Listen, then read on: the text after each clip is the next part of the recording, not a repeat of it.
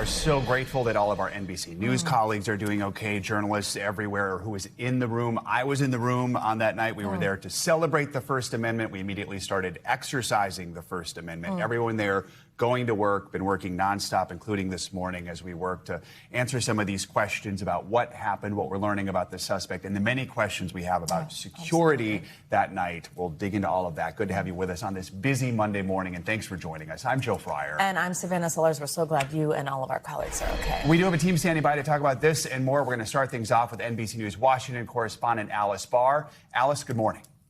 Good morning, Joe and Savannah. As President Trump is preparing to welcome the UK's King and Queen today, there are new questions about security. In the moments the nation's top leaders gathered in one place, all had to be hustled to safety. This morning, pressing questions over how a would-be assassin made it into the hotel where President Trump, cabinet members, and top congressional leaders were gathered for the White House Correspondents' dinner. You can hear the gunshots coming from outside the basement ballroom. The president on CBS's 60 Minutes on the moment he was swept out of the room. I wasn't worried. I understand life. We live in a crazy world. One floor above, security video shows a gunman sprinting at a security checkpoint, and new video shows him on the ground after officers tackled him. Investigators say the suspect, 31-year-old Cole Allen, was armed with a shotgun, a pistol, and multiple knives. One Secret Service officer was shot in the confrontation, but okay, thanks to his bulletproof vest. We don't believe anybody else was involved, but again, we have a lot of work left to do. Police searching Allen's California home as he's expected to be charged in federal court today here in Washington.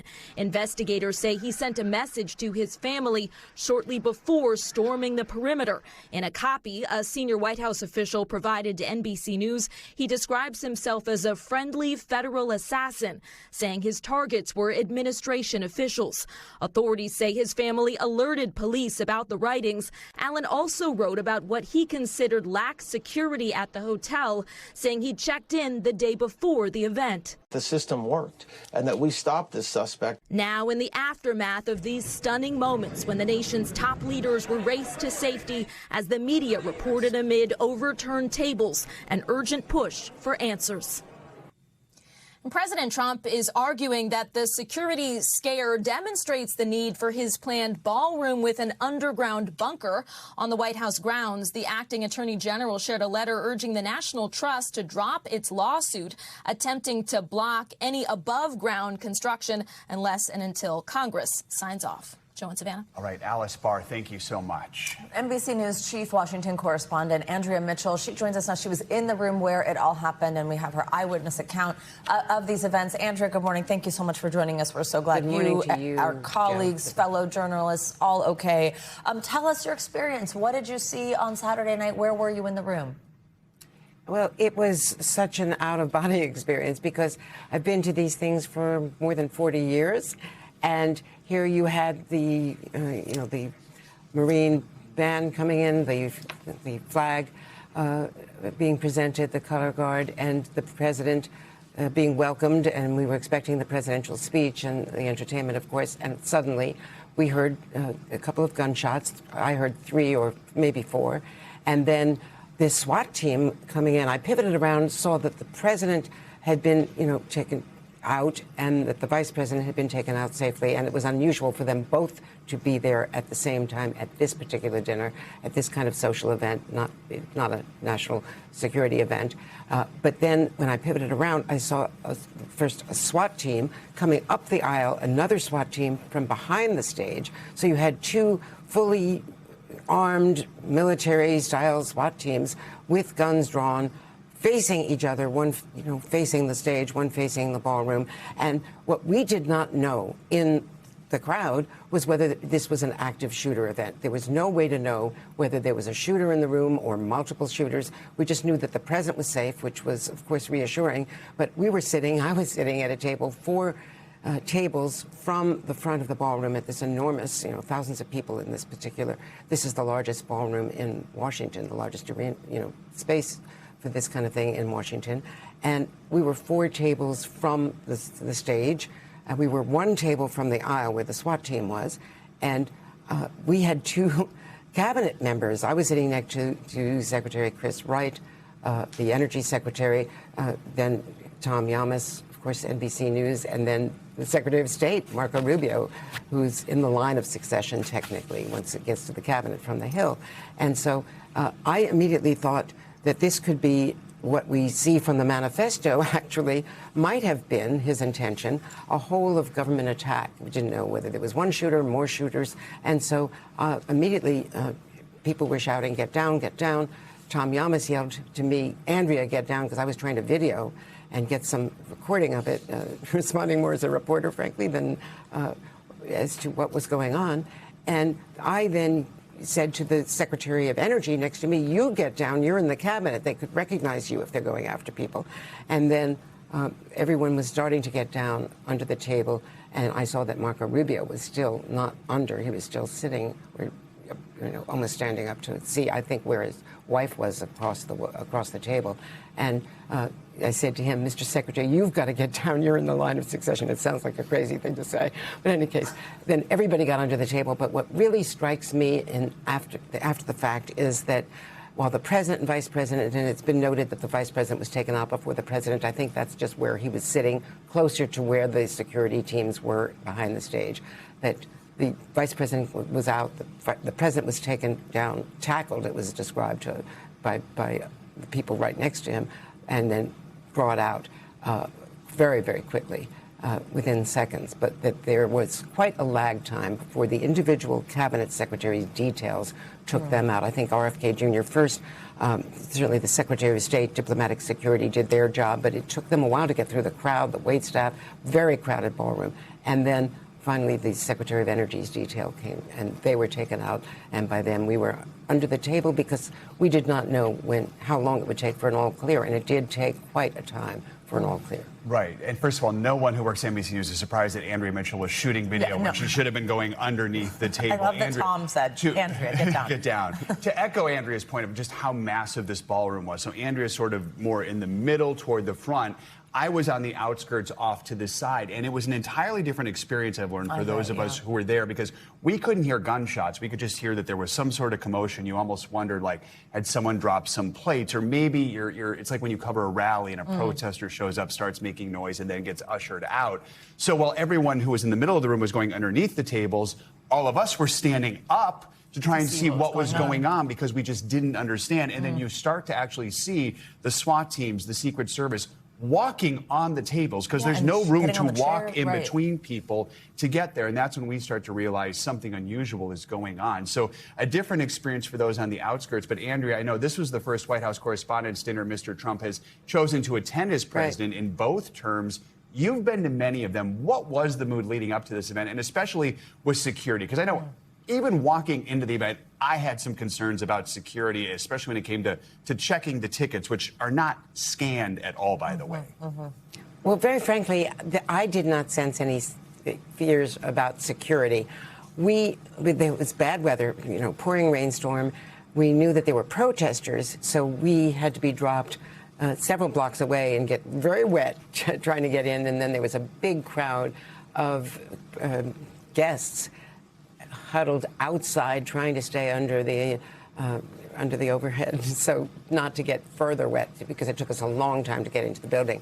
We were stopped a couple of blocks away, maybe 1 block away, I should say, by Secret Service looking at our official licenses and at our invitations. Then you just get into the building, and the magnetometers are on a different floor farther inside. There's all of these receptions along the perimeter of the event itself from different media organizations, and there's no security before getting into them. So it is not a good security situation, but it's not the kind of thing that you really think about because, frankly, these events have been held there for decades, as you point out, and the only previous experience, of a real threat in that location, of course, was the March 1981 assassination attempt and the near-fatal shooting, really, we later discovered, not until decades later, of Ronald Reagan. And NBC was pooled for that. So our correspondent, Judy Woodruff, at the time, our White House correspondent, was the only reporter outside. Shelley Fieldman, the videographer who took all of the video, and that was a terrifying experience for everyone, of course. I was in the bureau, then sent to the hospital, but we didn't have cell phones, of course, so Judy had to get to a telephone booth and learn that he had been diverted to the hospital and go to the White House and get on live from there.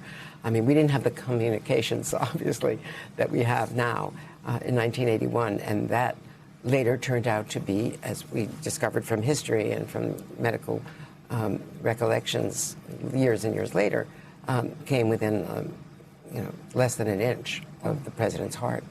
Again, Andrea, you made this point earlier, but just this important historic place in Washington history and where events like this always are and where we've seen that happen. Andrea, later today, King Charles arrives. You have to wonder if this presents any security concerns for that visit. Well, I saw the ambassador yesterday, the ambassador from the United Kingdom, Sir Christian Turner, and he is confident that this security will be fine. Now, that said, he has many public events as well as the private events. This is an historic visit. It's his first, the state visit, of course, since ascending to the throne. His mother had been here many times.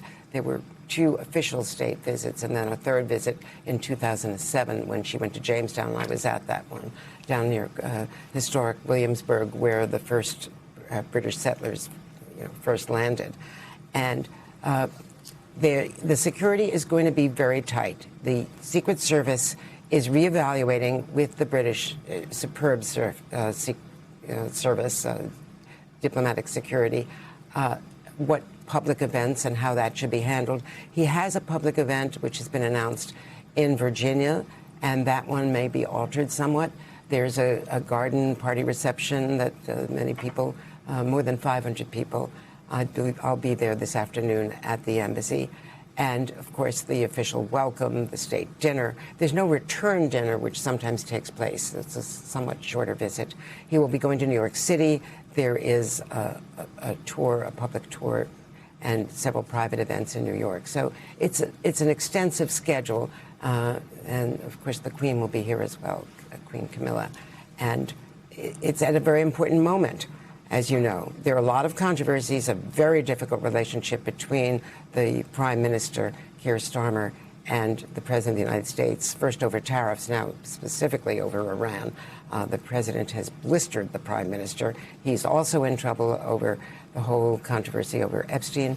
The King has taken a very proactive role in stripping his brother, Andrew, of his royal title and duties.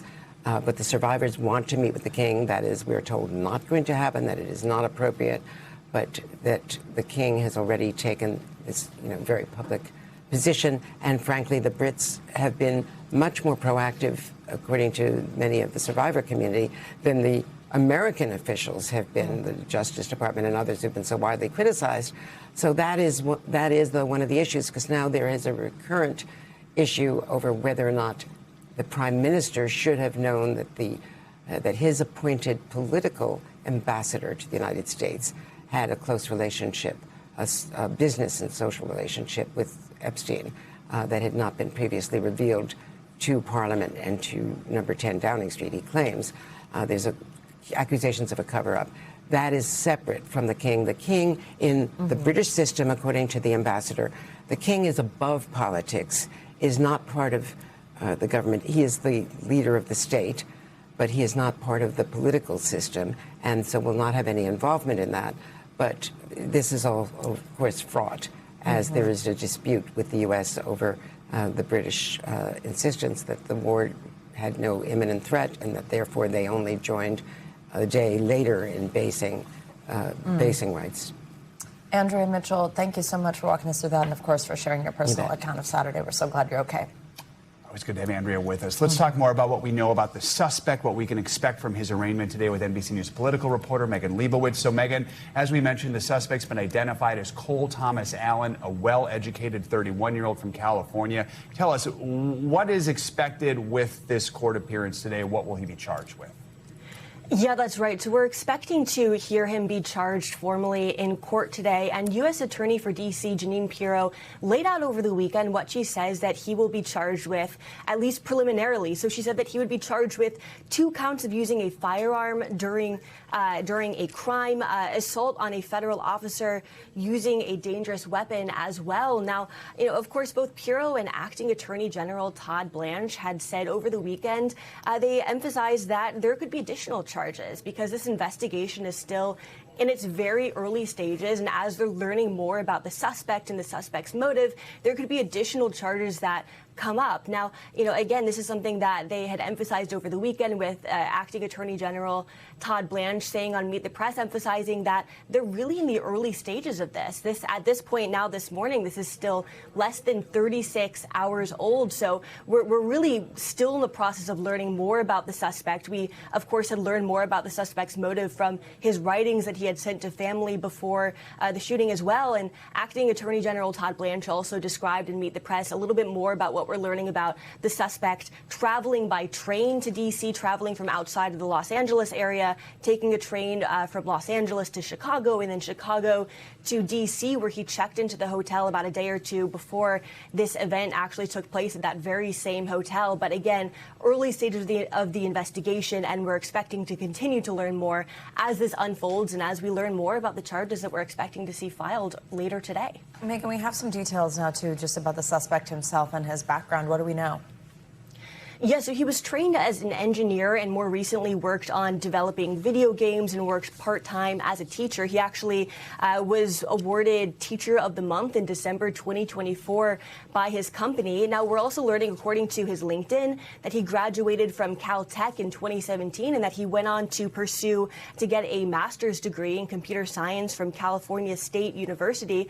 We're also learning that he bought his guns legally. He bought a shotgun in August of 2025. And he bought a pistol in October of 2023. Now, according to a senior administration official, the suspect's sister said in an interview with law enforcement that the suspect had frequently gone to shooting ranges in order to practice, to train with his guns, really.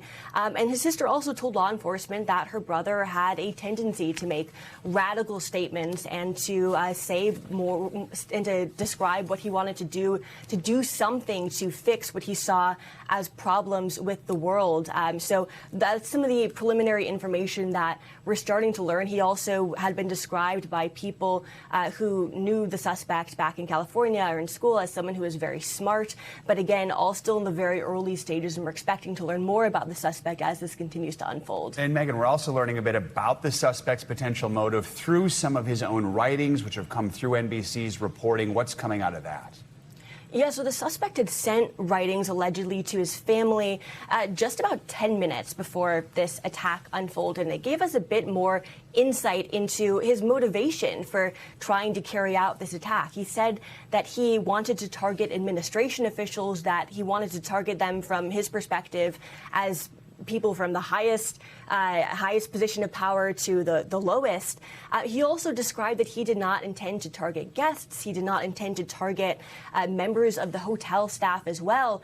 Also in those writings, he apologized to his parents, his colleagues, and others, his students as well, for what he was about to do, saying that he did not expect forgiveness for what he was about to carry out. Also, notably, he expressed surprise in his writings that there was not more security going into the event. He expressed that he had expected he was worried that he was going to be stopped and that there would be more checks into that as well. So he expressed surprise into that aspect as well, but certainly giving us more insight into what was going through his mind ahead of this. He had expressed strong criticism of the president, though he did not explicitly mention President Trump by name. All right, Megan Leibowitz, appreciate your reporting on this. Thank you so much. Let's continue this conversation with NBC News law enforcement analyst Jim Kavanaugh. Jim, good morning. Thanks, as always, for being with us. So I want to start by getting your reaction to the surveillance footage when that first came out Saturday night, because it shows, obviously, exactly the moment that this incident unfolded. How well do you think that security handled it based on what you see in this video? Well, I think Secret Service did a good job. They stopped the attacker at the first security perimeter, which is near the magnetometer. So that's their first ring. of at least a triple ring of security that they have around the ballroom and then around the president and the vice president.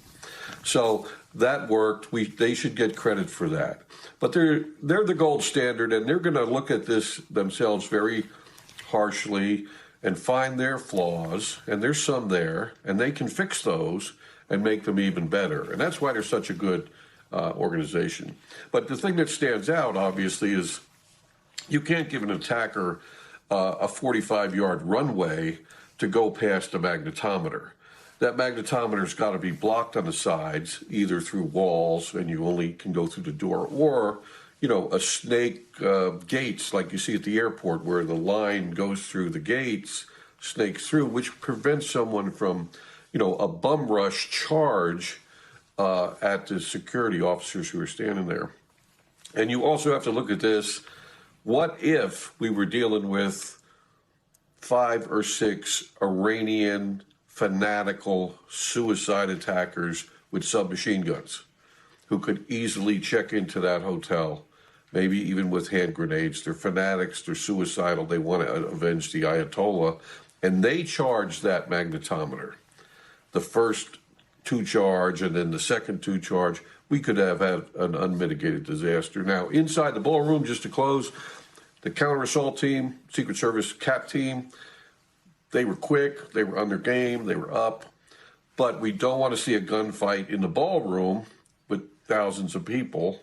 So the Secret Service is going to look at all that. They're going to tighten that up. They're going to make sure that nobody can get past a magnetometer like that.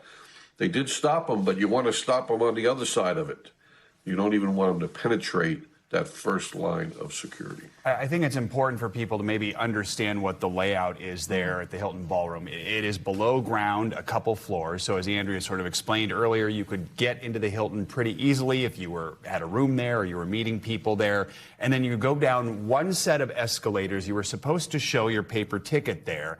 I would argue probably could have slid through that pretty easily without someone actually stopping you. You go down to one floor, and from there it's pretty open. There's parties going on. People are socializing. You can access that area before you would go through the metal detectors that we saw in the video there. And then once you're through those metal detectors, basically you go down a set of stairs and you're in the ballroom in the back of the ballroom. So that's sort of the layout there. And some of the scenarios Jim spelled out there, why people are so concerned. If suddenly a massive group of people came in with weapons, with bombs, anything like that, they could probably get pretty close to the ballroom. And to your point, able to check into the hotel. Exactly, because people in public did have access just 2 floors above.